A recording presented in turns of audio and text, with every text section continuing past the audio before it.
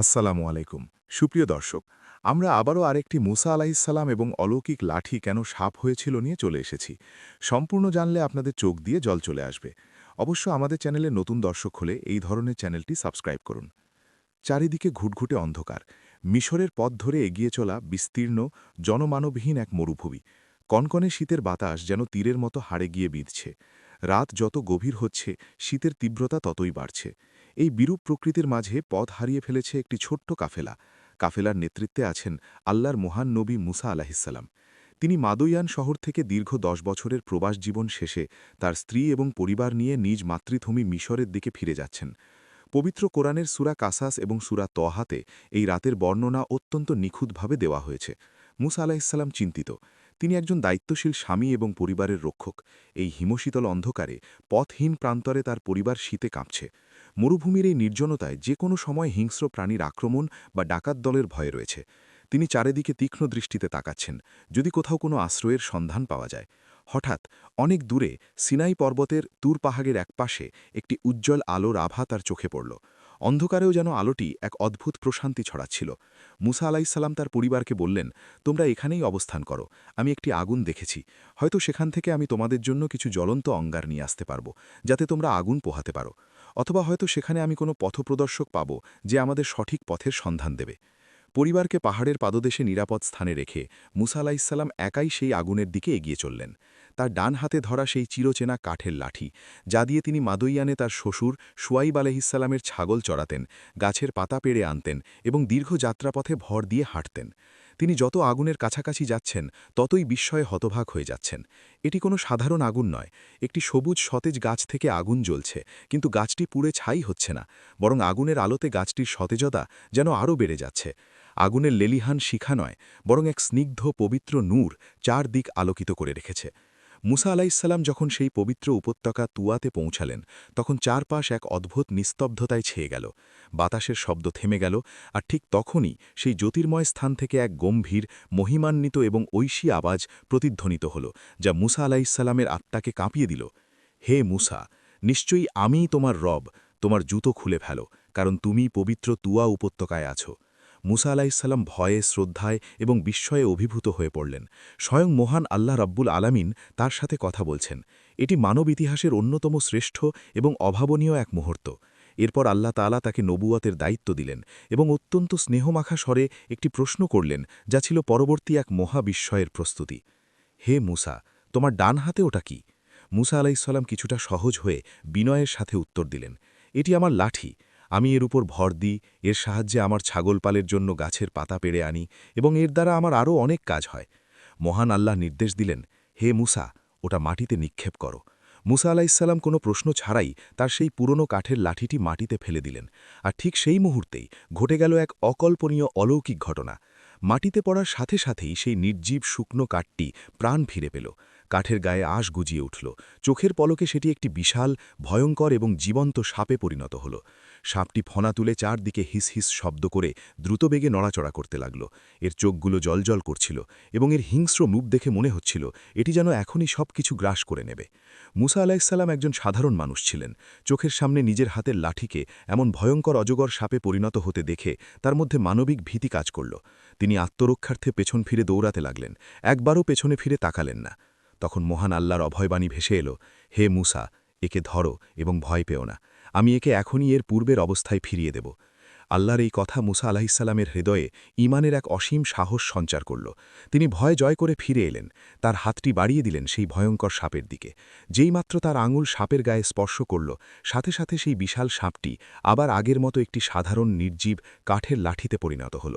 মুসা আলাহিসাল্লাম বুঝতে পারলেন, তিনি এখন আর সাধারণ কোনো মানুষ নন, বরং মহান আল্লাহর এক বিশেষ নবী, যাকে ফেরাউনের অহংকার চূর্ণ করার জন্য এমন শক্তিশালী মুজিজা বা অলৌকিক ক্ষমতা দিয়ে প্রস্তুত করা হচ্ছে। আর এখান থেকেই শুরু হল মিথ্যার বিরুদ্ধে সত্যের এক অবিস্মরণীয় লড়াইয়ের প্রস্তুতি। নবুয়াতের ভার এবং ফেরাউনের দরবারে যাবার নির্দেশ। পবিত্র তুয়া উপত্যকার সেই অভাবনীয় রাতের নিস্তব্ধতা তখনও কাটেনি। মুসা আলাহিসাল্লামের হৃদয় এক অদ্ভুত প্রশান্তি এবং একই সাথে এক অসীম বিস্ময়ে পরিপূর্ণ। চোখের সামনে নিজের হাতের সেই সাধারণ লাঠিকে ভয়ঙ্কর অজগর সাপে পরিণত হতে দেখা এবং পুনরায় সেটিকে লাঠিতে রূপান্তরের মুজিজা তার জীবনের মোড় চিরতরে ঘুরিয়ে দিয়েছে। তিনি বুঝতে পেরেছেন এই মহাবিশ্বের একচ্ছত্র অধিপতি মহান আল্লাহ রাব্বুল আলামিন তাকে এক বিশাল এবং কঠিন দায়িত্বের জন্য মনোনীত করেছেন। লাঠির মুজিজার রেশ কাটতে না কাটতেই মহান আল্লাহ তাকে আরেকটি মহাবিস্ময়ের মুখোমুখি করলেন। আল্লাহর নির্দেশ এলো, হে মূসা, তোমার হাত তোমার বগলের নিচে বা বুকের কাছে রাখো, তারপর তা বের করো, দেখবে তা কোনো রোগ বা জুটি ছাড়াই শুভ্র উজ্জ্বল আলো হয়ে বেরিয়ে আসবে। এটি তোমার রবের পক্ষ থেকে দ্বিতীয় নিদর্শন।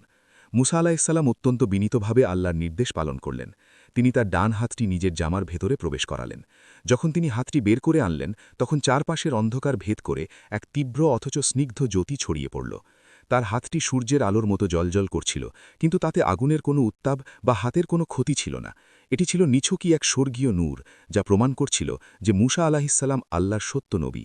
এই দুটি সুস্পষ্ট মুজিজা, লাঠি সাপ হওয়া এবং উজ্জ্বল হাত, ইয়াদি বাইজা, তাকে দেওয়া হল পৃথিবীর ইতিহাসের অন্যতম অহংকারী এবং নিষ্ঠুর শাসক ফেরাউনের অহংকার চূর্ণ করার জন্য। এরপর মহান আল্লাহ এক অত্যন্ত গম্ভীর এবং ভারী নির্দেশ দিলেন, যাও ফেরাউনের কাছে, নিশ্চয়ই সে চরম অবাধ্য এবং সীমা লঙ্ঘনকারী হয়ে গেছে। এই নির্দেশটি ছিল মুসা আলাহিসাল্লামের জন্য এক বিশাল পরীক্ষার শুরু। ফেরাউন কোনো সাধারণ রাজা ছিল না, সে নিজেকে খোদা বা ঈশ্বর বলে দাবি করত। তার ছিল বিশাল সেনাবাহিনী, অঢেল সম্পদ এবং নির্মম জাদুকরদের দল। বনি ইসরায়েল জাতি তার দাসত্বের শৃঙ্খলে আবদ্ধ হয়ে মানবেতর জীবনযাপন করছিল। তাদের নবজাত পুত্র সন্তানদের নির্মমভাবে হত্যা করা হচ্ছিল। উপরন্তু মুসা আলাহিসাল্লামের নিজেরও একটি অতীত ছিল মিশরে। 10 বছর আগে একজন মাজলুমকে বাঁচাতে গিয়ে তার হাতে অনিচ্ছাকৃতভাবে একজন মিশরীয় কিপ্তি নিহত হয়েছিল। সেই হত্যার বিচার থেকে বাঁচতেই তিনি মিশর ছেড়ে মাদইয়ানে আশ্রয় নিয়েছিলেন। একজন সাধারণ মানুষের দৃষ্টিকোণ থেকে সেই মৃত্যুপুরীতে ফিরে যাওয়া এবং স্বয়ং ফেরাউনের সামনে দাঁড়িয়ে তাকে এক আল্লাহর ইবাদাতের দাওয়াত দেওয়া ছিল এক অসম্ভব কাজ। মুসা আলাহিসাল্লাম তার মানবিক দুর্বলতা এবং ভয়ের কথা অত্যন্ত সততা এবং বিনয়ের সাথে আল্লাহর কাছে তুলে ধরলেন। তিনি বললেন, হে আমার রব, আমি তো তাদের একজনকে হত্যা করেছিলাম, তাই আমি ভয় পাচ্ছি যে তারা আমাকে হত্যা করবে। এর পাশাপাশি তার আরেকটি দুর্বলতা ছিল, তার কথায় কিছুটা জড়তা ছিল। তিনি খুব সাবলীলভাবে কথা বলতে পারতেন না। এমন একটি গুরুত্বপূর্ণ মিশনে, যেখানে চরম অহংকারী এক শাসকের সামনে যুক্তি এবং প্রজ্ঞার সাথে কথা বলতে হবে, সেখানে এই জড়তা একটি বড় বাধা হতে পারে। তাই মুসা আলাহিসাল্লাম অত্যন্ত আবেগপূর্ণ এবং হৃদয়স্পর্শী ভাষায় আল্লাহর কাছে প্রার্থনা করলেন, যা পবিত্র কোরআনে চিরকালের জন্য সংরক্ষিত হয়ে আছে। তিনি বললেন, হে আমার রব, আমার বক্ষ প্রশস্ত করে দিন, আমার কাজ সহজ করে দিন, আমার জিহবার জড়তা দূর করে দিন, যাতে তারা আমার কথা বুঝতে পারে। আর আমার পরিবার থেকে আমার ভাই হারুনকে আমার সাহায্যকারী বা উজির বানিয়ে দিন। তার মাধ্যমে আমার শক্তি বৃদ্ধি করুন এবং আমাদের দুজনকেই আমার কাজে শরিক করুন, যাতে আমরা বেশি বেশি আপনার পবিত্রতা বর্ণনা করতে পারি এবং আপনাকে স্মরণ করতে পারি। কি অসাধারণ এই প্রার্থনা! নিজের অহংকার নয়, বরং আল্লাহর দ্বীন প্রতিষ্ঠার জন্য তিনি নিজের ভাইয়ের সাহায্য চাইলেন। তিনি জানতেন হারুন আলাহিসাল্লাম তার চেয়ে অনেক বেশি বাগ্মী এবং গুছিয়ে কথা বলতে পারেন। এমন একটি গুরুত্বপূর্ণ মিশনে, যেখানে চরম অহংকারী এক শাসকের সামনে যুক্তি এবং প্রজ্ঞার সাথে কথা বলতে হবে, সেখানে এই জড়তা একটি বড় বাধা হতে পারে। মহান আল্লাহ, যিনি পরম করুণাময় এবং অন্তর্যামী, তিনি তার প্রিয় নবীর এই আবেগপূর্ণ প্রার্থনা সাথে সাথেই কবুল করে নিলেন। আল্লাহ বললেন, হে মূসা, তুমি যা চেয়েছ তা তোমাকে দেওয়া হলো।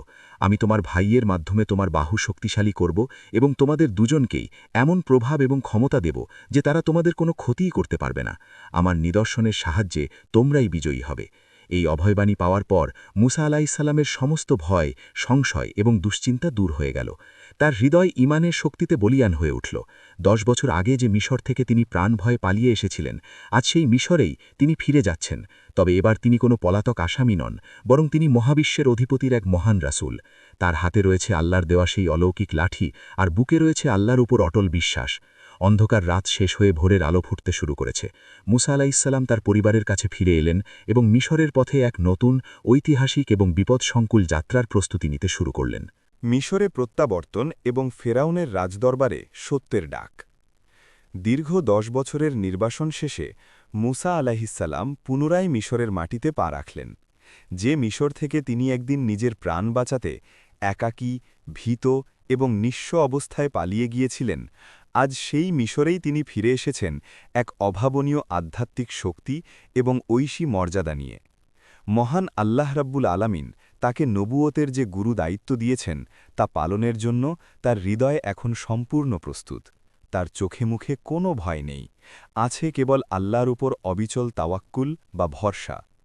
মিশরে প্রবেশ করেই আল্লাহর পূর্ব নির্দেশ অনুযায়ী মুসা আলাইহিসাল্লাম তার বড় ভাই হারুন আলাইহিসাল্লামের সাথে মিলিত হলেন। দুই ভাইয়ের এই পুনর্মিলন ছিল অত্যন্ত আবেগঘন।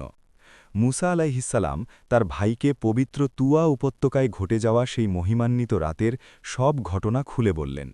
তিনি জানালেন কিভাবে মহান আল্লাহ তাকে নবুয়াত দিয়েছেন, কিভাবে সেই কাঠের লাঠিটি জীবন্ত সাপে পরিণত হয়েছিল এবং কিভাবে তার হাত উজ্জ্বল আলোয় উদ্ভাসিত হয়েছিল।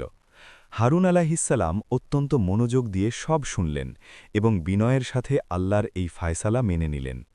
এখন তারা দুজন সাধারণ ভাই নন, বরং তারা দুজন মহান আল্লাহর মনোনীত নবী, যাদের কাঁধে ভরতেছে পৃথিবীর ইতিহাসের সবচেয়ে অহংকারী শাসককে সত্যের পথ দেখানোর দায়িত্ব। সে সময় মিশরের অবস্থা ছিল অত্যন্ত ভয়াবহ। ফেরাউন নিজেকে খোদা বা সর্বোচ্চ উপাস্য বলে দাবি করত।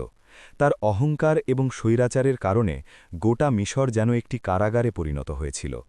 বিশেষ করে বনি ইসরায়েল জাতির ওপর চলছিল অমানবিক নির্যাতন। তাদের দাস বানিয়ে রাখা হয়েছিল, তাদের দিয়ে অমানুষিক পরিশ্রম করানো হতো এবং তাদের নবজাতক পুত্র সন্তানদের নির্মমভাবে হত্যা করা হতো। চারদিকে কেবল মজলুমের হাহাকার আর কান্নার আওয়াজ। এমন একটি অন্ধকার এবং ভীতিকর পরিবেশে মুসা আলাইহিসাল্লাম এবং হারুন আলাইহিসাল্লাম রওনা হলেন ফেরাউনের বিশাল প্রাসাদের দিকে। ফেরাউনের প্রাসাদটি ছিল তার ক্ষমতা এবং অহংকারের এক বিশাল প্রদর্শনী। বড় বড় পাথরের স্তম্ভ, সোনার কারুকাজ করা বিশাল দরজা আর চারদিকে অস্ত্রশস্ত্রে সজ্জিত প্রহরীদের কঠোর পাহারা। সাধারণ কোনো মানুষের পক্ষে সেই প্রাসাদের ত্রিসীমানায় ঘেঁষারও সাহস ছিল না। কিন্তু মুসা আলাইহিসাল্লাম এবং হারুন আলাইহিসাল্লাম কোনো সাধারণ মানুষ ছিলেন না। তাদের অন্তরে ছিল মহাবিশ্বের অধিপতির ভয়, তাই পৃথিবীর কোনো রাজশক্তি তাদের টলাতে পারেনি। তারা বুক ফুলিয়ে অত্যন্ত শান্ত এবং দৃঢ় পদক্ষেপে ফেরাউনের সেই জাঁকজমকপূর্ণ রাজদরবারে প্রবেশ করলেন। দরবারে তখন পিনপতন নীরবতা। বিশাল এবং সুউচ্চ সিংহাসনে অহংকারের প্রতিমূর্তি হয়ে বসে আছে ফেরাউন। তার চারপাশে মন্ত্রী, সভাসদ, জাদুকর এবং সেনাপতিদের ভিড়। হঠাৎ দুই সাধারণ পোশাক পরা মানুষকে এভাবে বিনা অনুমতিতে এবং নির্ভীক চিত্তে দরবারে প্রবেশ করতে দেখে সবাই অবাক হয়ে গেল। মুসা আলাইহিসাল্লাম একটুও বিচলিত হলেন না। তিনি ফেরাউনের চোখের দিকে সরাসরি তাকিয়ে অত্যন্ত স্পষ্ট এবং মেঘমন্দ্রিত কণ্ঠে বললেন, হে ফেরাউন, নিশ্চয়ই আমি বিশ্বজগতের রবের পক্ষ থেকে প্রেরিত একজন রাসূল। আমার ওপর এই দায়িত্ব অর্পিত হয়েছে যে আমি আল্লাহ সম্পর্কে সত্য ছাড়া অন্য কিছু বলবো না। আমি তোমাদের রবের কাছ থেকে এক সুস্পষ্ট প্রমাণ বা মজিজা নিয়ে এসেছি। সুতরাং বনি ইসরায়েলকে আমার সাথে যেতে দাও এবং তাদের ওপর নির্যাতন বন্ধ করো। এই কথাগুলো যেন ফেরাউনের প্রাসাদে বজ্রপাতের মতো আঘাত হানল। যে ফেরাউনকে সবাই সেজদা করে, যাকে সবাই ঈশ্বর বলে মানে, তার মুখের উপর এমন কথা বলার সাহস কারো হতে পারে তা উপস্থিত কেউই বিশ্বাস করতে পারছিল না। ফেরাউনের মুখ অপমানে এবং রাগে লাল হয়ে গেল, কিন্তু সে তার রাগ লুকিয়ে এক কুটিল হাসির আশ্রয় নিল। সে মুসা আলাইহিসাল্লামকে মানসিকভাবে দুর্বল করার জন্য তার অতীতের কথা টেনে আনল। ফেরাউন তাচ্ছিল্যের সুরে বলল, আমরা কি তোমাকে শিশু অবস্থায় আমাদের মাঝে লালন পালন করিনি? তুমি তো তোমার জীবনের অনেকগুলো বছর আমাদের সাথেই কাটিয়েছ। আর তুমি তো সেই কাজটি করেছিলে যা তুমি করেছিলে, অর্থাৎ একজন মিশরীয়কে হত্যা করেছিলে। তুমি তো একজন অকৃতজ্ঞ। এটি ছিল ফেরাউনের এক চরম মনস্তাত্ত্বিক চাল। সে চেয়েছিল মুসা আলাইহিসাল্লামকে একজন হত্যাকারী এবং অকৃতজ্ঞ হিসাবে সবার সামনে প্রমাণ করতে, যাতে তার নবুয়তের দাবি ধোঁপে না টেকে। কিন্তু মুসা আলাইহিসাল্লাম ছিলেন প্রজ্ঞাবান এবং আল্লাহর সাহায্যে বলিয়ান। তিনি অত্যন্ত শান্তভাবে এবং অকাট্য যুক্তির মাধ্যমে জবাব দিলেন। তিনি বললেন, হ্যাঁ, আমি সেই কাজটি করেছিলাম যখন আমি ভ্রান্তদের অন্তর্ভুক্ত ছিলাম, অর্থাৎ তখন আমার কাছে ওহী বা ঐশী জ্ঞান আসেনি। এরপর যখন আমি তোমাদের ভয়ে পালিয়ে গেলাম, তখন আমার রব আমাকে প্রজ্ঞা দান করেছেন এবং আমাকে রসুলদের অন্তর্ভুক্ত করেছেন। এরপর মুসা আলাইহিসাল্লাম ফেরাউনের সেই তথাকথিত অহংকার এবং উপকারের জবাব দিলেন অত্যন্ত তীক্ষ্ণ ভাষায়। তুমি আমার ওপর যে অনুগ্রহের খোঁটা দিচ্ছ তা তো এই যে তুমি গোটা বনি ইসরায়েলকে দাস বানিয়ে রেখেছ। কি অসীম সাহস! ভরা রাজ দরবারে মৃত্যুর ঝুঁকি মাথায় নিয়ে মুসা আলাইহিসাল্লাম ফেরাউনের চোখে আঙুল দিয়ে তার জুলমের কথা স্মরণ করিয়ে দিলেন। তিনি বুঝিয়ে দিলেন যে একজনের উপর সামান্য অনুগ্রহের দোহাই দিয়ে একটি পুরো জাতিকে দাস বানিয়ে রাখার কোনো যৌক্তিকতা নেই। সত্য ও মিথ্যার এই লড়াইয়ে মুসা আলাইহিসসালামের এই অকুতভয় রূপ দেখে পুরো রাজদরবার স্তব্ধ হয়ে গেল। ফেরাউন বুঝতে পারল এই ব্যক্তি সাধারণ কেউ নন, তাকে কথার পেচে হারানো সম্ভব নয়। এখন সময় এসেছে প্রমাণ দেখার। রাজদরবারে মহাবিস্ময় এবং ফেরাউনের অহংকারের পতন। ফেরাউনের বিশাল এবং জাঁকজমকপূর্ণ রাজদরবারে তখন এক দমবন্ধকার উত্তেজনা বিরাজ করছে। মুসা আলাইহিসসালামের অকাট্য যুক্তি এবং অকুতভয় সত্যের আহ্বানের সামনে নিজেকে ঈশ্বর দাবি করা ফেরাউন যেন মুহূর্তের জন্য থমকে গেছে। তার এত বছরের মিথ্যার সাম্রাজ্যে এর আগে কেউ এভাবে সরাসরি আঘাত হানতে পারেনি। রাগে, ক্ষোভে এবং অপমানে ফেরাউনের চোখ মুখ লাল হয়ে গেল, কিন্তু সে তার রাগ লুকিয়ে এক কুটিল হাসির আশ্রয় নিল। সে তাচ্ছিল্যের সুরে বলল, হে মুসা, তুমি যে বিশ্বজগতের রবের কথা বলছ, সেই রব্বুল আলামিন আবার কে? মুসা আলাইহিসসালাম অত্যন্ত শান্ত, ধীর এবং আত্মবিশ্বাসী কণ্ঠে জবাব দিলেন, তিনি আসমান, জমিন এবং এই দুইয়ের মাঝখানে যা কিছু আছে সব কিছুর রব, যদি তোমরা দৃঢ় বিশ্বাসী হও। ফেরাউন তখন তার চারপাশের সভাসদদের দিকে তাকিয়ে বিদ্রূপের হাসি হেসে বলল, তোমরা কি শুনছ না সে কি আবল তাবল বলছে? কিন্তু মুসা আলাইহিসসালাম থামলেন না।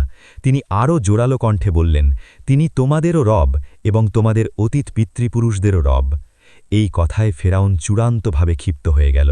সে তার মন্ত্রীদের বলল, তোমাদের কাছে প্রেরিত এই রসুল তো দেখছি একজন উন্মাদ। কিন্তু মুসা আলাইহিসসালাম অবিচল।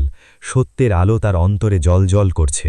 তিনি পূর্বের দিকে ইশারা করে বললেন, তিনি পূব, পশ্চিম এবং এর মধ্যবর্তী সব কিছুর রব, যদি তোমাদের সামান্যতম বোধ শক্তি থাকে। ফেরাউন যখন দেখল যে কোনোভাবেই মুসা আলাইহিসসালামকে দমিয়ে রাখা যাচ্ছে না, তখন সে তার চরম ক্ষমতার হুমকি দিল। সে হুঙ্কার দিয়ে বলল, হে মুসা, তুমি যদি আমাকে ছাড়া অন্য কাউকে উপাস্য হিসাবে গ্রহণ করো, তবে আমি অবশ্যই তোমাকে কারাগারে নিক্ষেপ করব।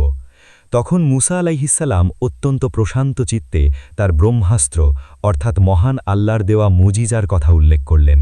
তিনি বললেন, আমি যদি তোমার কাছে কোনো স্পষ্ট প্রমাণ বা নিদর্শন নিয়ে আসি, তবুও কি তুমি আমাকে বন্দী করবে? ফেরাউন চ্যালেঞ্জ গ্রহণ করে বলল, যদি তুমি সত্যবাদী হও তাহলে সেই প্রমাণ উপস্থিত করো। আর ঠিক সেই মুহূর্তে রাজদরবারে ঘটে গেল এক অকল্পনীয়, লোমহর্ষক এবং ইতিহাস সৃষ্টিকারী ঘটনা। মুসা আলাইহিসসালাম তার ডান হাতে থাকা সেই চিরচেনা কাঠের লাঠিটি ফেরাউনের প্রাসাদের চকচকে মার্বেল পাথরের মেঝেতে সজোরে নিক্ষেপ করলেন। সবার চোখের সামনে, চোখের পলকে সেই নির্জীব শুকনো কাঠটি এক বিশাল, ভয়ঙ্কর এবং জীবন্ত অজগর সাপে পরিণত হল। এটি কোনো জাদুর ভেলকি ছিল না, এটি ছিল মহান আল্লাহর সরাসরি হুকুমে সৃষ্ট এক বাস্তব প্রাণী। সাপটির বিশাল দেহ, তার ভয়ঙ্কর ফড়া, জলজলে চোখ এবং হিস হিস শব্দ পুরো রাজদরবারে এক ভয়াবহ আতঙ্কের সৃষ্টি করল। সাপটি তার বিশাল হাঁ করে ফেরাউনের সিংহাসনের দিকে তেড়ে যেতে লাগল। যে ফেরাউন নিজেকে খোদা দাবি করত, যে একটু আগেও দম্ভভরে কথা বলছিল, সেই ফেরাউন ভয়ে তার সিংহাসন থেকে লাফ দিয়ে পেছনের দিকে পালাতে শুরু করল। মন্ত্রিপরিষদ, সেনাপতি এবং প্রহরীদের মধ্যে হুড়োহুড়ি পড়ে গেল। নিজেদের প্রাণ বাঁচাতে যে দিক বিদিক ছুটতে লাগল। পুরো রাজদরবারে এক শ্বাসরুদ্ধকর আতঙ্কের পরিবেশ সৃষ্টি হল। তখন মুসা আলাইহিসসালাম অত্যন্ত শান্তভাবে এগিয়ে গেলেন। তার মনে কোনো ভয় নেই, কারণ তিনি জানেন এটি তার রবের নির্দেশ। তিনি হাত বাড়িয়ে সেই ভয়ঙ্কর সাপটিকে স্পর্শ করলেন। আর কি আশ্চর্য! মুসা আলাইহিসসালামের স্পর্শ পাওয়া মাত্রই সেই বিশাল সাপটি আবারও আগের মতো একটি সাধারণ কাঠের লাঠিতে পরিণত হয়ে গেল। দরবারের সবাই বিস্ময়ে হতবাক হয়ে এই দৃশ্য দেখল। কিন্তু আল্লাহর নিদর্শন এখানেই শেষ হয়নি। লাঠিটি হাতে নেওয়ার পর মুসা আলাইহিসসালাম তার ডান হাতটি নিজের বগলের নিচে প্রবেশ করালেন। যখন তিনি হাতটি বের করে আনলেন, তখন চারপাশের সবাইকে অন্ধ করে দেওয়ার মতো এক তীব্র, শুভ্র এবং স্বর্গীয় আলোয় পুরো রাজদরবার উদ্ভাসিত হয়ে গেল। সেই আলোর ঝলকানিতে ফেরাউন এবং তার সভাসদরা চোখ বন্ধ করে ফেলতে বাধ্য হল। এটি কোনো আগুনের আলো ছিল না, এটি ছিল ইয়াদে বায়েজা বা শুভ্র হাতের মজিজা, যা কোনো রোগ বা ত্রুটি ছাড়াই আল্লাহর কুদরতে চমকাচ্ছিল। পরপর দুটি অকাট্য এবং চাক্ষুষ মজিজা দেখার পর যে কোনো সাধারণ মানুষের ঈমান আনার কথা, কিন্তু অহংকার মানুষের চোখ অন্ধ করে দেয়। ফেরাউন যখন ভয় কাটিয়ে উঠল, তখন সে সত্য মেনে নেওয়ার বদলে কূটচালের আশ্রয় নিল। সে তার চারপাশের গণ্যমান্য ব্যক্তিদের বলল, নিশ্চয়ই এ একজন অত্যন্ত সুদক্ষ এবং জ্ঞানী জাদুকর। সে তার জাদুর জোরে তোমাদেরকে তোমাদের দেশ থেকে বের করে দিতে চায়। এখন তোমরা কি পরামর্শ দাও? ফেরাউনের চামচা এবং মন্ত্রীরা পরামর্শ দিল, আপনি তাকে ও তার ভাইকে কিছুদিনের জন্য জাদুকরদের আগমন এবং উৎসবের দিনের বিশাল ময়দান। ফেরাউনের রাজদরবারে মুসা আলাইহিসসালামের অলৌকিক মুজিজা দেখার পর পুরো মিশরে এক থমথমে এবং উত্তেজনাকর পরিস্থিতি তৈরি হল। নিজেকে ঈশ্বর দাবি করা ফেরাউনের অহংকারে চরম আঘাত লেগেছে। সে কোনোভাবেই তার এই পরাজয় মেনে নিতে প্রস্তুত ছিল না। তার মসনদ এবং ক্ষমতার ভিত কাঁপিয়ে দেওয়া এই ঘটনাকে সে নিছক জাদু বলে চালিয়ে দেওয়ার এক হীন ষড়যন্ত্র আটল। ফেরাউনের নির্দেশে তার দ্রুতগামী অশ্বারোহী বার্তাবাহকরা মিশরের আনাচে কানাচে, শহরে, বন্দরে এবং প্রত্যন্ত গ্রামে ছড়িয়ে পড়ল। তাদের প্রতি নির্দেশ ছিল একটাই, মিশরের বুক থেকে সবচেয়ে সুদক্ষ, জ্ঞানী এবং ভয়ঙ্কর জাদুকরদের খুঁজে বের করে ফেরাউনের দরবারে নিয়ে আসতে হবে। প্রাচীন মিশরে জাদুর ব্যাপক প্রচলন ছিল এবং জাদুকরদের সমাজে বিশেষ সম্মান ও প্রভাব ছিল। ফেরাউনের ডাক পেয়ে দলে দলে জাদুকররা রাজধানী মেমফিসের দিকে আসতে শুরু করল। তাদের সাথে ছিল নানা রকম জাদুর সরঞ্জাম, দড়ি, লাঠি এবং ভয়ঙ্কর সব মায়াবী কৌশল। এই জাদুকররা ছিল অত্যন্ত লোভী এবং সুবিধাবাদী। তারা যখন ফেরাউনের বিশাল প্রাসাদে এসে পৌঁছাল, তখন তাদের চোখে মুখে ছিল সীমাহীন লোভ আর অহংকার। তারা জানত, ফেরাউনের মতো একজন শক্তিশালী শাসকের বিপদের দিনে তাকে সাহায্য করতে পারলে তাদের ভাগ্য চিরতরে বদলে যাবে। পবিত্র কুরআনের সূরা আশ-শুআরাতে এই জাদুকরদের মানসিকতার চমৎকার বর্ণনা দেওয়া হয়েছে। জাদুকররা ফেরাউনের দরবারে উপস্থিত হয়ে অত্যন্ত আত্মবিশ্বাসের সাথে জিজ্ঞাসা করল, আমরা যদি বিজয়ী হই তবে আমাদের জন্য কি কোনো বড় পুরস্কার থাকবে? ফেরাউন, যে তার ক্ষমতা টিকিয়ে রাখার জন্য যে কোনো মূল্য দিতে প্রস্তুত ছিল, সে এক কুটিল হাসি হেসে জবাব দিল, হ্যাঁ, অবশ্যই তোমাদের জন্য বিশাল পুরস্কার থাকবে। শুধু তাই নয়, তোমরা আমার অত্যন্ত কাছের মানুষ হয়ে যাবে এবং রাজদরবারে তোমাদের বিশেষ মর্যাদা দেওয়া হবে। এই বিশাল পুরস্কার এবং রাজকীয় ক্ষমতার লোভ জাদুকরদের আরও উন্মত্ত করে তুলল। তারা মুসা আলাইহিসসালামকে পরাজিত করার জন্য নিজেদের সর্বশক্তি প্রয়োগ করার শপথ নিল।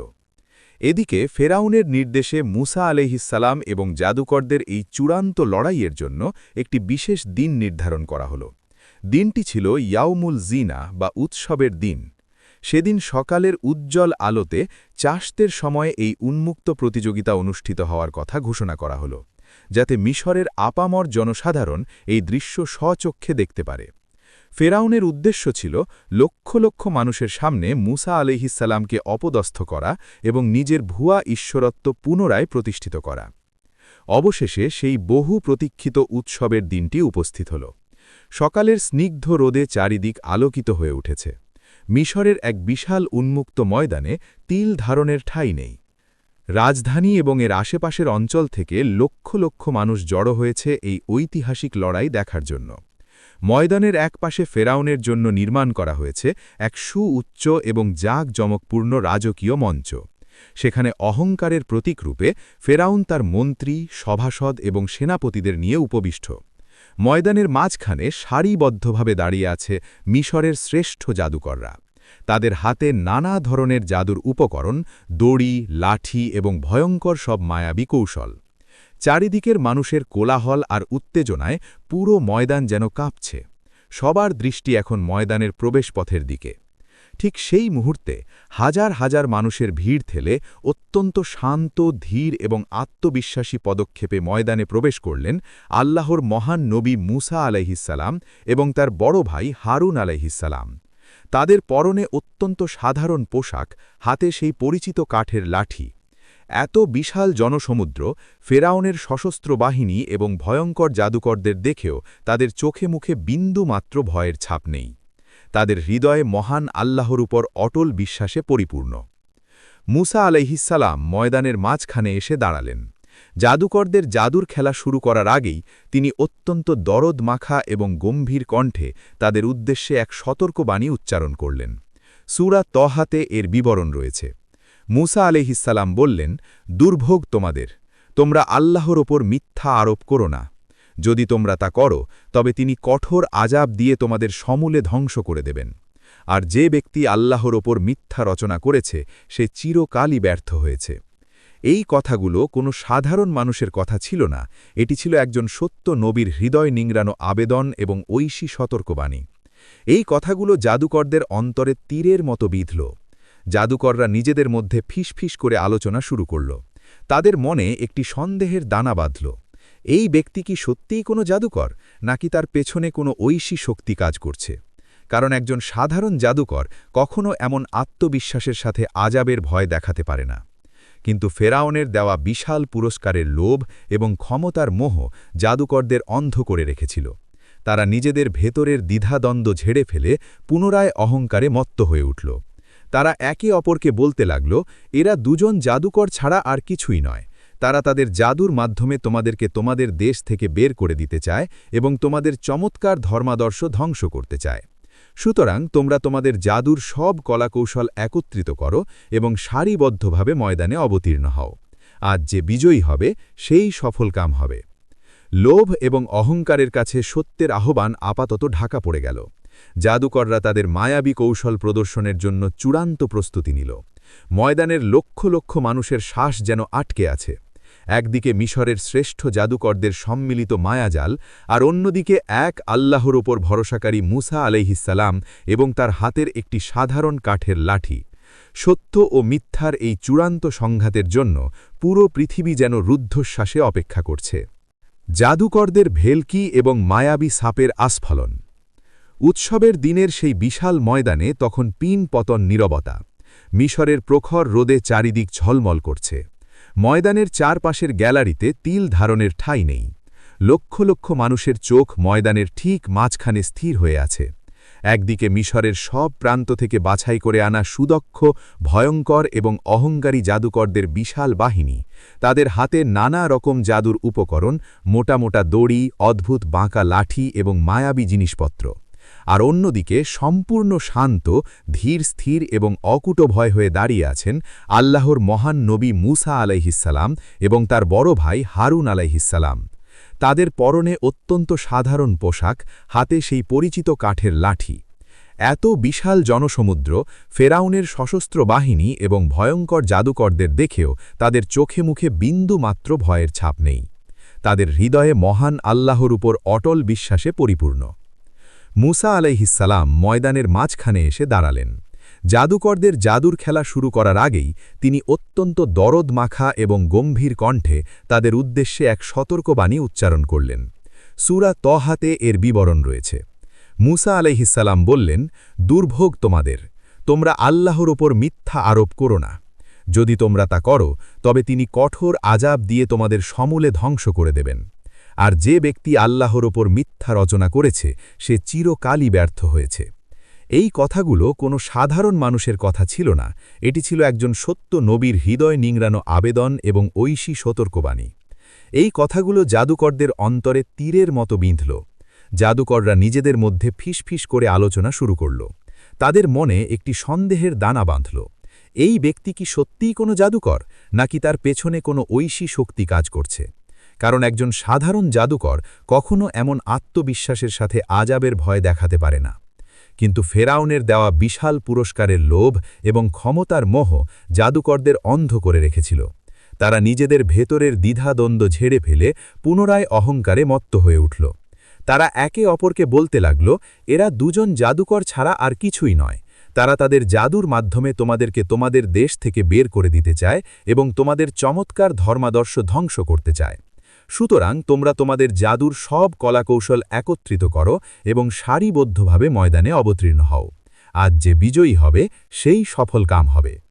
লোভ এবং অহংকারের কাছে সত্যের আহ্বান আপাতত ঢাকা পড়ে গেল। জাদুকররা তাদের মায়াবী কৌশল প্রদর্শনের জন্য চূড়ান্ত প্রস্তুতি নিল। ময়দানের লক্ষ লক্ষ মানুষের শ্বাস যেন আটকে আছে। একদিকে মিশরের শ্রেষ্ঠ জাদুকরদের সম্মিলিত মায়াজাল, আর অন্যদিকে এক আল্লাহর ওপর ভরসাকারী মুসা আলাইহিসসালাম এবং তার হাতের একটি সাধারণ কাঠের লাঠি। সত্য ও মিথ্যার এই চূড়ান্ত সংঘাতের জন্য পুরো পৃথিবী যেন রুদ্ধশ্বাসে অপেক্ষা করছে। জাদুকরদের ভেলকি এবং মায়াবী সাপের আস্ফলন। উৎসবের দিনের সেই বিশাল ময়দানে তখন পিন পতন নীরবতা। মিশরের প্রখর রোদে চারিদিক ঝলমল করছে। ময়দানের চারপাশের গ্যালারিতে তিল ধারণের ঠাঁই নেই। লক্ষ লক্ষ মানুষের চোখ ময়দানের ঠিক মাঝখানে স্থির হয়ে আছে। একদিকে মিশরের সব প্রান্ত থেকে বাছাই করে আনা সুদক্ষ, ভয়ঙ্কর এবং অহংকারী জাদুকরদের বিশাল বাহিনী, তাদের হাতে নানা রকম জাদুর উপকরণ, মোটা মোটা দড়ি, অদ্ভুত বাঁকা লাঠি এবং মায়াবী জিনিসপত্র। আর অন্যদিকে সম্পূর্ণ শান্ত, ধীর স্থির এবং অকুটো ভয় হয়ে দাঁড়িয়ে আছেন আল্লাহর মহান নবী মূসা আলাইহিসসালাম এবং তার বড় ভাই হারুন আলাইহিসসালাম। তাদের পরনে অত্যন্ত সাধারণ পোশাক, হাতে সেই পরিচিত কাঠের লাঠি। এত বিশাল জনসমুদ্র, ফেরাউনের সশস্ত্র বাহিনী এবং ভয়ঙ্কর জাদুকরদের দেখেও তাদের চোখে মুখে বিন্দুমাত্র ভয়ের ছাপ নেই। তাদের হৃদয়ে মহান আল্লাহর উপর অটল বিশ্বাসে পরিপূর্ণ। মূসা আলাইহিসসালাম ময়দানের মাঝখানে এসে দাঁড়ালেন। জাদুকরদের জাদুর খেলা শুরু করার আগেই তিনি অত্যন্ত দরদ মাখা এবং গম্ভীর কণ্ঠে তাদের উদ্দেশ্যে এক সতর্কবাণী উচ্চারণ করলেন। সূরা তহাতে এর বিবরণ রয়েছে। মূসা আলাইহিসসালাম বললেন, দুর্ভোগ তোমাদের, তোমরা আল্লাহর ওপর মিথ্যা আরোপ করো না। যদি তোমরা তা করো তবে তিনি কঠোর আযাব। সত্যের হুঙ্কার এবং মিথ্যার বিনাশ। মিশরের সেই বিশাল ময়দানে তখন এক নারকীয় দৃশ্য। জাদুকরদের নিক্ষেপ করা হাজার হাজার দড়ি এবং লাঠি মায়াবী সাপে পরিণত হয়ে কিলবিল করছে।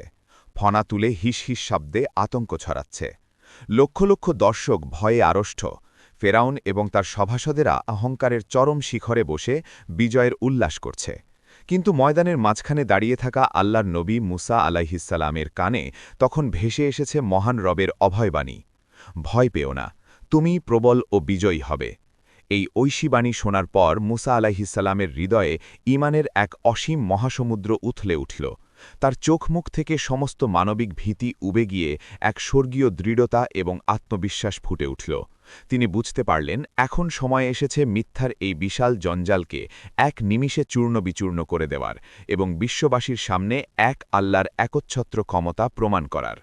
তিনি তার ডান হাতে থাকা সেই চিরচেনা জরাজীর্ণ কাঠের লাঠিটি শক্ত করে ধরলেন। তার দৃষ্টি তখন হাজার হাজার কিলবিলে সাপের ওপর নয়, বরং তার মহান রবের অসীম কুদরতের ওপর নিবদ্ধ। পবিত্র কুরআনের সূরা আহরাফ, সূরা তহা এবং সূরা শুআরাতে এই মহাবিস্ময়কর মুহূর্তের বর্ণনা দেওয়া হয়েছে। মহান আল্লাহর চূড়ান্ত নির্দেশ পাওয়া মাত্রই মূসা আলাইহিসসালাম বিসমিল্লাহ বলে তার হাতের লাঠিটি সেই জাদুকরদের তৈরি করা সাপের সমুদ্রের মাঝখানে সজোরে নিক্ষেপ করলেন। আর ঠিক তখনই ময়দানে উপস্থিত লক্ষ লক্ষ মানুষ চাক্ষুষ করল পৃথিবীর ইতিহাসের অন্যতম শ্রেষ্ঠ এবং ভয়াবহ অলৌকিক ঘটনা। মাটিতে পড়ার সাথে সাথেই সেই নির্জীব কাঠের লাঠিটি কোনো জাদুর ভেলকি বা চোখের ভ্রম নয়, বরং মহান আল্লাহর সরাসরি হুকুমে এক বাস্তব, বিশাল এবং ভয়ঙ্কর অজগর সাপে পরিণত হল। এটি ছিল জাদুকরদের তৈরি মায়াবী সাপের তুলনায় বহুগুণ বড়, সজীব এবং শক্তিশালী। এর বিশাল আকৃতি, জলজলে চোখ, তীক্ষ্ণ দাঁত এবং গম্ভীর গর্জন পুরো ময়দানকে কাঁপিয়ে দিল। এমনকি রাজমঞ্চে বসে থাকা ফেরাউন এবং তার সভাসদেরাও এই বিশাল অজগর দেখে ভয়ে শিউরে উঠল।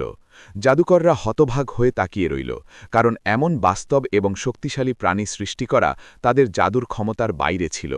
সেই অলৌকিক বিশাল অজগরটি ময়দানে অবতীর্ণ হয়েই ক্ষন্ত হল না। এটি অত্যন্ত দ্রুত গতিতে জাদুকরদের তৈরি করা সেই হাজার হাজার কিলবিলে সাপের দিকে ধেয়ে গেল।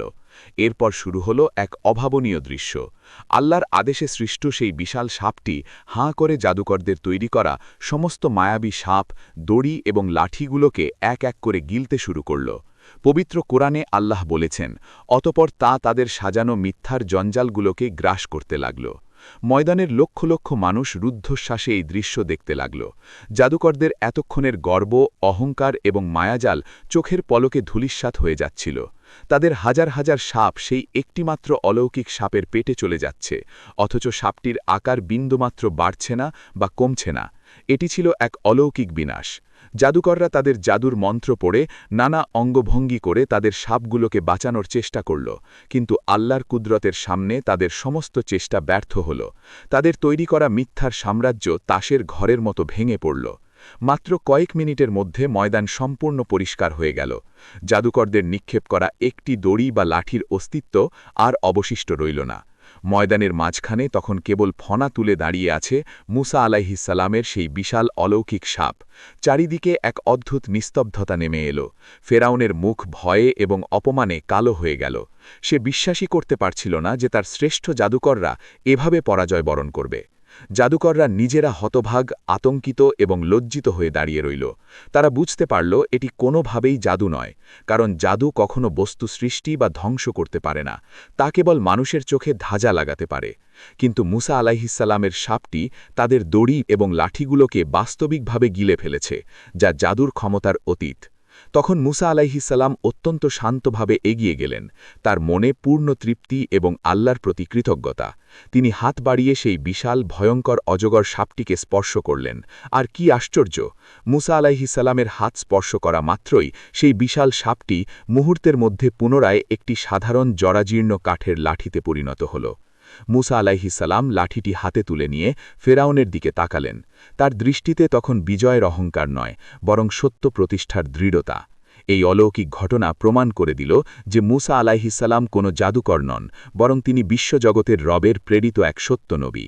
আর তার হাতের এই লাঠি কোনো সাধারণ কাঠ নয়, বরং এটি আল্লাহর কুদরতের এক জীবন্ত নিদর্শন, যা মিথ্যার জঞ্জালকে ধ্বংস করার জন্য প্রস্তুত। ময়দানের লক্ষ লক্ষ মানুষ এই অভাবনীয় দৃশ্য দেখে স্তব্ধ হয়ে গেল, আর জাদুকরদের অন্তরে শুরু হল এক নতুন সত্যের আলোড়ন। জাদুকরদের সিজদা এবং ঈমানের এক অবিস্মরণীয় জয়। মিশরের সেই বিশাল উৎসবের ময়দানে এখন এক পিনপতন রুদ্ধশ্বাস নিস্তব্ধতা বিরাজ করছে। একটু আগেও যেখানে হাজার হাজার মায়াবী সাপের হিসহিস শব্দে পুরো ময়দান প্রকম্পিত হচ্ছিল, লক্ষ লক্ষ দর্শক আতঙ্কে চিৎকার করছিল, এখন সেখানে কেবলই শূন্যতা। জাদুকরদের নিক্ষেপ করা সমস্ত দড়ি, লাঠি এবং জাদুর সরঞ্জাম চোখের পলকে উধাও হয়ে গেছে। মুসা আলাইহিসসালামের হাতের সেই অলৌকিক সাপটি জাদুকরদের তৈরি করা সমস্ত মিথ্যার জঞ্জাল গিলে খেয়ে আবার একটি সাধারণ কাঠের লাঠিতে পরিণত হয়েছে। ধুলোমাখা ময়দানের ঠিক মাঝখানে অত্যন্ত প্রশান্ত চিত্তে দাঁড়িয়ে আছেন আল্লাহর নবী মুসা আলাইহিসসালাম এবং তার ভাই হারুন আলাইহিসসালাম। রাজমঞ্চে বসে থাকা অহংকারী ফেরাউন এবং তার মন্ত্রীরা এই দৃশ্য দেখে আক্ষয়িক অর্থে পাথর হয়ে গেছে। কিন্তু ময়দানে উপস্থিত জাদুকরদের মনের ভেতর তখন এক অভাবনীয় বিপ্লব ঘটে চলেছে। এই জাদুকররা ছিল তৎকালীন পৃথিবীর শ্রেষ্ঠ জাদুকর। তারা জাদুর প্রতিটি কলাকৌশল, চোখের দৃষ্টি ভ্রম এবং মায়াজাল সম্পর্কে খুব ভালোভাবে অবগত ছিল। তারা খুব ভালোভাবেই জানত যে জাদু কখনো কোনো বাস্তব বস্তুর অস্তিত্ব বিলীন করে দিতে পারে না। জাদু কেবল মানুষের চোখে ধাঁজা লাগাতে পারে, কিন্তু বস্তুর মূল সত্তাকে পরিবর্তন করতে পারে না। কিন্তু মুসা আলাইহিসসালামের সাপটি যা করেছে তা কোনো জাদুর ভেলকি ছিল না। তাদের হাজার হাজার দড়ি এবং লাঠি বাস্তবিকই গিলে ফেলা হয়েছে, আর সাপটি যখন পুনরায় লাঠিতে পরিণত হল, তখন তার ওজন বা আকার বিন্দুমাত্র বাড়েনি বা কমেনি। এটি ছিল এক অলৌকিক বিনাশ। জাদুকররা তাদের জাদুর মন্ত্র পড়ে নানা অঙ্গভঙ্গি করে তাদের সাপগুলোকে বাঁচানোর চেষ্টা করল, কিন্তু আল্লাহর কুদরতের সামনে তাদের সমস্ত চেষ্টা ব্যর্থ হল। তাদের তৈরি করা মিথ্যার সাম্রাজ্য তাসের ঘরের মতো ভেঙে পড়ল। মাত্র কয়েক মিনিটের মধ্যে ময়দান সম্পূর্ণ পরিষ্কার হয়ে গেল। জাদুকরদের নিক্ষেপ করা একটি দড়ি বা লাঠির অস্তিত্ব আর অবশিষ্ট রইল না। ময়দানের মাঝখানে তখন কেবল ফনা তুলে দাঁড়িয়ে আছে মুসা আলাইহিসসালামের সেই বিশাল অলৌকিক সাপ। চারিদিকে এক অদ্ভুত নিস্তব্ধতা নেমে এলো।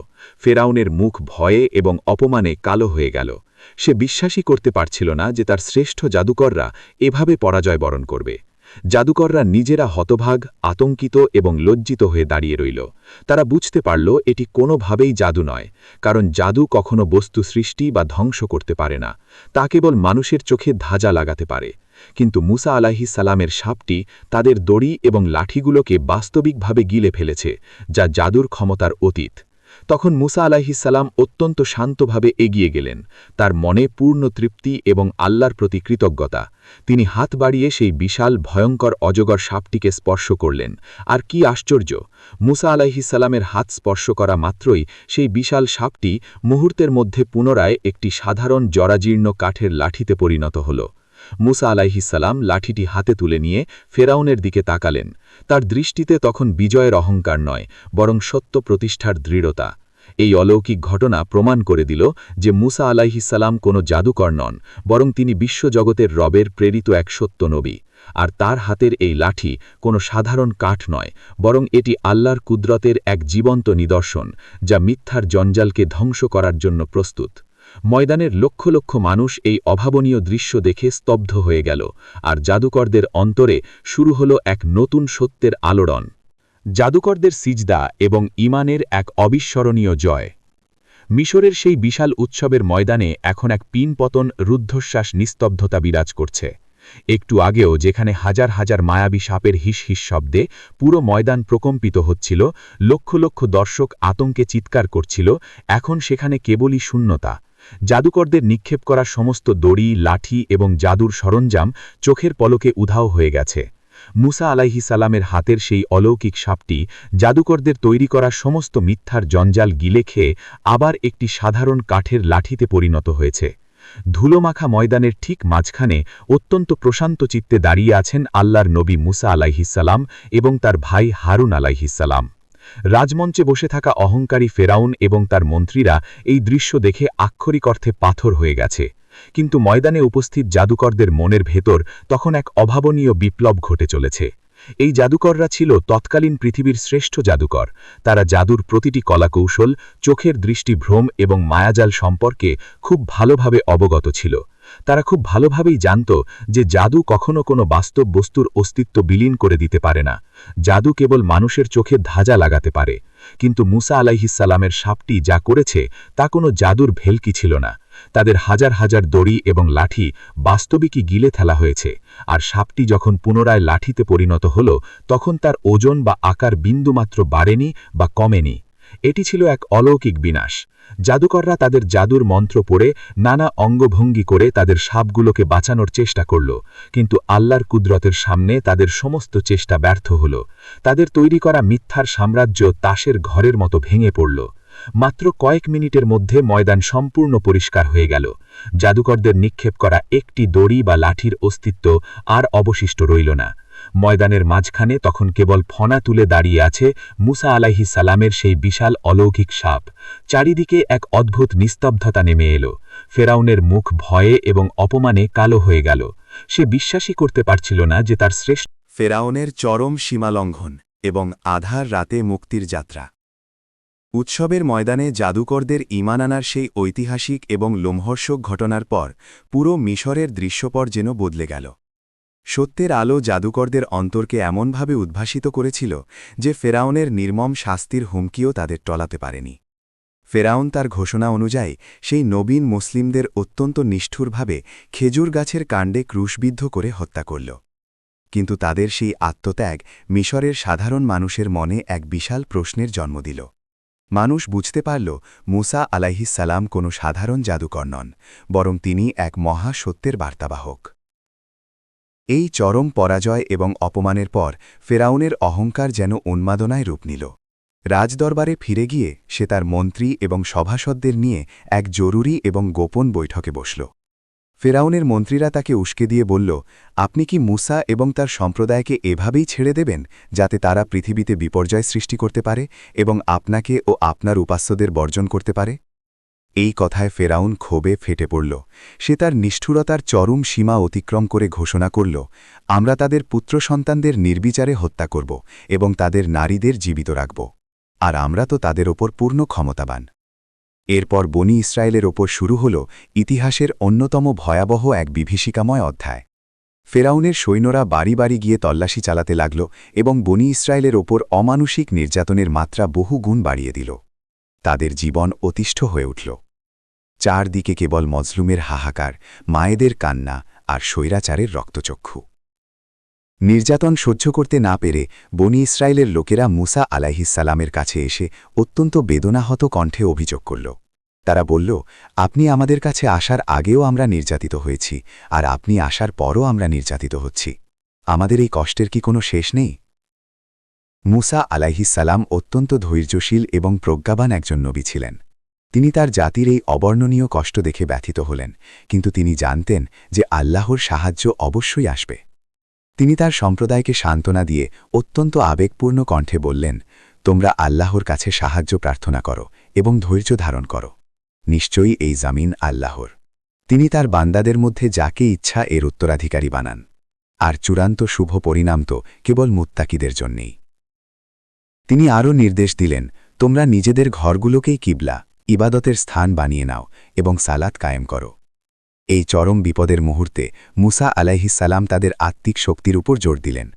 তিনি বোঝালেন যে অন্ধকারের তীব্রতা যখন সবচেয়ে বেশি হয় তখনই ভোরের আলো ফোটার সময় ঘনিয়ে আসে। এদিকে অহংকারী ফেরাউনকে সতর্ক করার জন্য মহান আল্লাহ রাব্বুল আলামিন একের পর এক ঐশী নিদর্শন বা আযাব পাঠাতে শুরু করলেন। পবিত্র কুরআনের সূরা আল আরাফে এর স্পষ্ট বর্ণনা রয়েছে। আল্লাহ প্রথমে মিশরে ভয়াবহ দুর্ভিক্ষ এবং ফলমূলের ঘাটতি দিলেন, কিন্তু ফেরাউন শিক্ষা নিল না। এরপর আল্লাহ পাঠালেন মহাপ্লাবন, তুফান, যা তাদের ফসলের মাঠ তলিয়ে দিল। তারপর এলো পঙ্গপালের বিশাল ঝাঁক, যা তাদের সমস্ত সবুজ ফসল খেয়ে সাবার করে দিল। এরপর উকুন, ব্যাঙ এবং শেষে তাদের পানীয় জল রক্তে পরিণত হওয়ার আযাব নাজিল হল। প্রতিটি আযাব যখন আসত তখন ফেরাউন এবং তার লোকেরা দিশেহারা হয়ে পড়ত। তারা দৌড়ে মুসা আলাইহিসসালামের কাছে গিয়ে কাকুতি মিনতি করে বলত, হে মুসা, তোমার রবের কাছে প্রার্থনা করো যেন তিনি আমাদের ওপর থেকে এই আযাব তুলে নেন। আমরা অবশ্যই তোমার ওপর ঈমান আনব এবং বনি ইসরায়েলকে তোমার সাথে যেতে দেব। মুসা আলাইহিসসালাম আল্লাহর কাছে দোয়া করতেন এবং আযাব সরে যেত। কিন্তু আযাব দূর হওয়ার সাথে সাথেই সেই স্বৈরাচারী ফেরাউন আবার তার ওয়াদা ভঙ্গ করত এবং আগের চেয়েও বেশি অহংকারী হয়ে উঠত। বারবার ওয়াদা ভঙ্গ এবং চরম সীমা লঙ্ঘনের পর অবশেষে সেই চূড়ান্ত সময় উপস্থিত হল। মহান আল্লাহ রাব্বুল আলামিন ফেরাউনের ধ্বংস এবং বনি ইসরায়েলের মুক্তির চূড়ান্ত ফয়সালা করে ফেললেন। মুসা আলাইহিসসালামের কাছে মহান রবের এক অত্যন্ত গুরুত্বপূর্ণ এবং গোপন ওহী নাজিল হল। আল্লাহ নির্দেশ দিলেন, আমার বান্দাদের নিয়ে রাতের আধারে বের হয়ে পড়ো, নিশ্চয়ই তোমাদের পশ্চাদ্ধাবন করা হবে। এই একটিমাত্র নির্দেশ বনি ইসরায়েলের ঘরে ঘরে এক চাপা উত্তেজনা এবং মুক্তির আশার সঞ্চার করল। দীর্ঘ শত শত বছরের দাসত্ব, চাবুকের আঘাত আর সন্তানদের রক্তে ভেজা মিশরের মাটি ছেড়ে যাওয়ার সময় অবশেষে এসে গেছে। মুসা আলাইহিসসালামের নির্দেশে বনি ইসরায়েলের লোকেরা অত্যন্ত গোপনে রাতের বেলা তাদের যাত্রা শুরু করার প্রস্তুতি নিতে লাগল। তারা খুব সামান্য কিছু জিনিসপত্র সাথে নিল। কেউ যেন টের না পায় সেদিকে তাদের তীক্ষ্ণ দৃষ্টি ছিল। চারদিকে ঘুটঘুটে অন্ধকার। মিশরের বিশাল পিরামিড আর ফেরাউনের জাঁকজমকপূর্ণ প্রাসাদের ছাড়াগুলো তখন যেন নিশ্চল হয়ে আছে। শহরের পাহারাদাররা যখন গভীর ঘুমে আচ্ছন্ন, ঠিক সেই মুহূর্তে মুসা আলাইহিসসালাম এবং হারুন আলাইহিসসালামের নেতৃত্বে লক্ষ লক্ষ বনি ইসরায়েল নিঃশব্দে তাদের ঘরবাড়ি ছেড়ে বেরিয়ে এল। তাদের চোখে মুখে একদিকে ধরা পড়ে যাওয়ার এক বিশাল ভয়, অন্যদিকে বুক ভরা স্বাধীনভাবে নিঃশ্বাস নেওয়ার স্বপ্ন। তাদের সামনে পথ প্রদর্শক হিসেবে আছেন আল্লাহর মহান নবী মুসা আলাইহিসসালাম। তার ডান হাতে ধরা আছে সেই চিরচেনা অলৌকিক কাঠের লাঠিটি, যা এর আগে রাজদরবারে এবং ময়দানে আল্লাহর অসীম ক্ষমতার প্রমাণ দিয়েছে। মুসা আলাইহিসসালাম তার বিশাল কাফেলা নিয়ে মিশরের সীমানা পেরিয়ে লোহিত সাগর, রেড সি এর দিকে এগিয়ে চললেন। তারা জানেন না সামনে তাদের জন্য কি অপেক্ষা করছে, কিন্তু তাদের হৃদয়ে এই বিশ্বাস অটুট ছিল যে মহান রব তাদের এই রাতের আধারে বের হওয়ার নির্দেশ দিয়েছেন, তিনি কখনোই তাদের মাঝপথে ধ্বংস হতে দেবেন না। শুরু হল ইতিহাসের অন্যতম শ্রেষ্ঠ এক মুক্তির যাত্রা, দি এক্সোডাস। লোহিত সাগরের বক্ষ বিদীর্ণ এবং অহংকারের সলিল সমাধি, দি ক্লাইম্যাক্স। রাতের ঘুটঘুটে অন্ধকার ধীরে ধীরে কেটে গিয়ে পূর্ব আকাশে ভোরের আলো ফুটতে শুরু করেছে।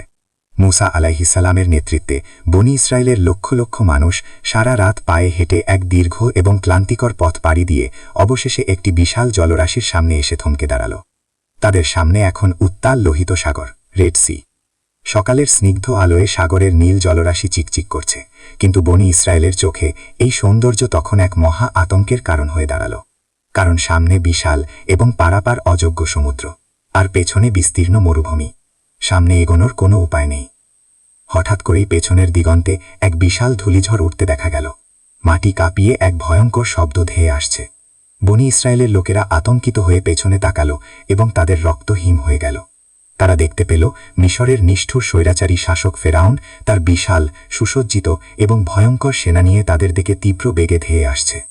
ফেরাউনের জাঁকজমকপূর্ণ রথ সবার সামনে, তার চোখে মুখে প্রতিশোধের চরম উন্মাদনা এবং অহংকারের আগুন।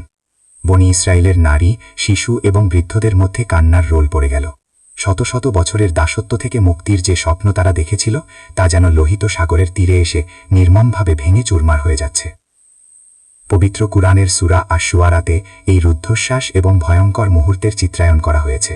যখন দুটি দল একে অপরকে দেখতে পেল, তখন মুসা আলাইহিস সালামের সঙ্গীরা চরম হতাশায় এবং ভয়ে চিৎকার করে বলে উঠল, ইন্না লামুতরাকুন, অর্থাৎ নিশ্চয়ই আমরা ধরা পড়ে গেছি। সাধারণ মানুষের দৃষ্টিতে বাঁচার আর কোনো উপায় ছিল না।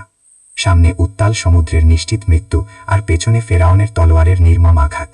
কিন্তু এই চরম হতাশা এবং নিশ্চিত মৃত্যুর সামনে দাঁড়িয়েও আল্লাহর মহান নবী মুসা আলাইহিস সালামের অন্তরে বিন্দুমাত্র ভয় বা সংশয় ছিল না। তার ঈমান ছিল পাহাড়ের চেয়েও অটল। তিনি তার জাতির এই চরম কান্নাকাটি এবং হতাশার জবাবে অত্যন্ত শান্ত, গম্ভীর এবং আত্মবিশ্বাসী কণ্ঠে এমন একটি কথা উচ্চারণ করলেন, যা পৃথিবীর ইতিহাসে তাওয়াক্কুল বা আল্লাহর উপর ভরসার সর্বশ্রেষ্ঠ উদাহরণ হয়ে আছে। মুসা আলাইহিস সালাম বজ্রকণ্ঠে ঘোষণা করলেন, কাল্লা ইন্না মাইয়া রব্বি সায়াদিন, অর্থাৎ কখনোই নয়, নিশ্চয়ই আমার রব আমার সাথে আছেন, তিনি শীঘ্রই আমাকে পথ দেখাবেন। কি অসীম সাহসিকতা, কি অভাবনীয় ঈমান! যখন সামনে মৃত্যু ছাড়া আর কিছুই দেখা যাচ্ছে না, তখনই একজন সত্য নবী জানেন যে মহাবিশ্বের অধিপতির সাহায্য যে কোনো মুহূর্তেই আসতে পারে। আর ঠিক তখনই মুসা আলাইহিস সালামের এই অটল বিশ্বাসের প্রতিদান হিসেবে আরশ থেকে সরাসরি মহান আল্লাহর ওহী নাজিল হল। আল্লাহ তাআলা নির্দেশ দিলেন, হে মুসা, তোমার হাতের লাঠিটি দিয়ে সাগরের ওপর আঘাত করো। মুসা আলাইহিস সালাম আল্লাহর নির্দেশ পাওয়া মাত্রই সেই ঐতিহাসিক এবং অলৌকিক কাঠের লাঠিটি উঁচিয়ে ধরলেন। যে লাঠি একদিন সাপ হয়ে জাদুকরদের ভেলকি গিলে খেয়েছিল, আজ সেই একই লাঠি প্রস্তুত হচ্ছে প্রকৃতির নিয়ম ভেঙে এক মহাবিস্ময় সৃষ্টির জন্য। তিনি বিসমিল্লাহ বলে সাগরের উত্তাল জলরাশির উপর লাঠি দিয়ে সজোরে আঘাত করলেন। আর ঠিক সেই মুহূর্তেই ঘটে গেল মানব ইতিহাসের সবচেয়ে অভাবনীয় এবং রোমাঞ্চকর অলৌকিক ঘটনা। লাঠির আঘাত লাগা মাত্রই লোহিত সাগরের বিশাল এবং গভীর জলরাশি বিকট শব্দে দুই ভাগে বিভক্ত হয়ে গেল। সাগরের পানি দুপাশে সরে গিয়ে বিশাল এবং সুউচ্চ পাহাড়ের মতো স্থির হয়ে দাঁড়িয়ে গেল। পবিত্র কুরআনে আল্লাহ বলেছেন, সাগর দ্বিখণ্ডিত হয়ে গেল এবং তার প্রতিটি ভাগ এক বিশাল পাহাড়ের মতো হয়ে গেল। সাগরের ঠিক মাঝখানে বনী ইসরায়েলের পারাপারের জন্য 12টি সম্পূর্ণ শুকনো এবং প্রশস্ত রাস্তার সৃষ্টি হল। বনী ইসরায়েলের লক্ষ লক্ষ মানুষ বিস্ময়ে হতবাক হয়ে এই দৃশ্য দেখল। যে সমুদ্র একটু আগেও তাদের মৃত্যুর ফাঁদ মনে হচ্ছিল, এখন সেটাই তাদের মুক্তির রাজপথে পরিণত হয়েছে। মুসা আলাইহিস সালামের নির্দেশে বনী ইসরায়েলের লোকেরা সেই সাগরের মাঝখানের শুকনো পথ দিয়ে দ্রুত গতিতে ওপারে পৌঁছানোর জন্য হাঁটতে শুরু করল। তাদের দুপাশে দাঁড়িয়ে আছে কোটি কোটি টন পানির বিশাল প্রাচীর, কিন্তু আল্লাহর কুদরতে এক ফোঁটা পানিও তাদের গায়ে পড়ছে না। এদিকে ফেরাউন তার সেনাবাহিনী নিয়ে ঠিক সেই জায়গাতেই এসে পৌঁছাল। চোখের সামনে সমুদ্রকে এভাবে পাহাড়ের মতো দুই ভাগে বিভক্ত হতে দেখে তার সেনাবাহিনীর অনেকেই ভয়ে শিউরে উঠল। কিন্তু অহংকার এবং ক্ষমতার মোহ ফেরাউনকে এতটাই অন্ধ করে দিয়েছিল যে সে এই মহা অলৌকিক নিদর্শন দেখেও সত্য গ্রহণ করল না।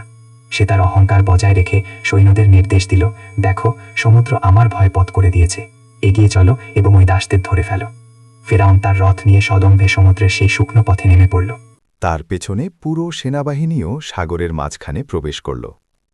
বনী ইসরায়েলের সর্বশেষ মানুষটি যখন সাগরের ওপারে নিরাপদে পৌঁছে গেল, ঠিক তখন ফেরাউনের বিশাল বাহিনী সাগরের একেবারে মাঝপথে। তখন মহান আল্লাহর চূড়ান্ত ফয়সালা চলে এল। আল্লাহর আদেশে মুসা আলাইহিস সালাম পুনরায় তার লাঠি দিয়ে সাগরের দিকে ইশারা করলেন। মুহূর্তের মধ্যে প্রকৃতির যে নিয়মকে আল্লাহ সাময়িকভাবে স্থগিত করেছিলেন তা আবার চালু হয়ে গেল। দুই পাশে পাহাড়ের মতো দাঁড়িয়ে থাকা কোটি কোটি টন সমুদ্রের পানি এক ভয়ঙ্কর এবং বিকট গর্জনে ফেরাউনও তার সেনাবাহিনীর ওপর ধসে পড়ল।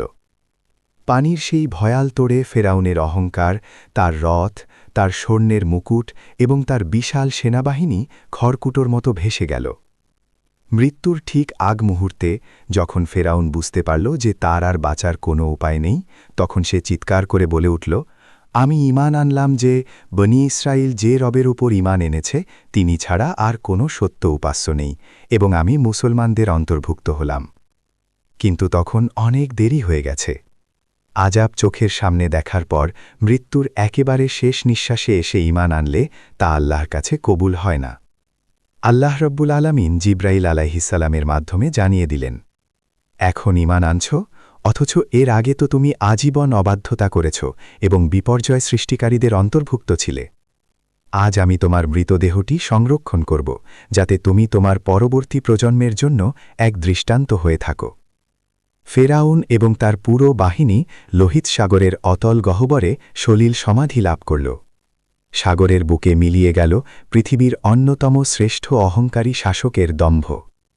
আর ওপারে দাঁড়িয়ে মুসা আলাইহিসসালাম এবং তার সম্প্রদায় দেখলেন কিভাবে মহান আল্লাহ সত্যকে বিজয়ী করেন এবং অহংকারকে চূর্ণ করে দেন। মুসা আলাইহিসসালামের সেই কাঠের লাঠিটি কেবল একটি সাধারণ লাঠি ছিল না, এটি ছিল আল্লাহর ক্ষমতার এক জীবন্ত প্রতীক।